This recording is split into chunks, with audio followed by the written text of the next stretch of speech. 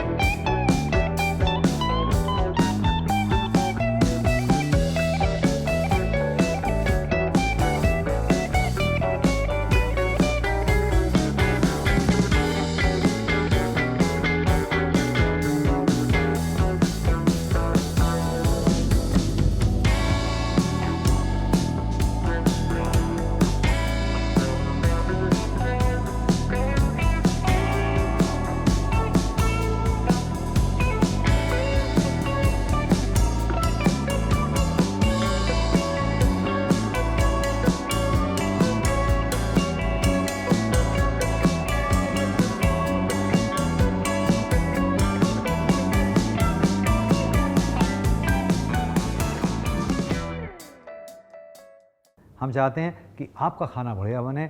आप जब हमारी रेसिपी बनाएं वो दूसरों के साथ में शेयर करें।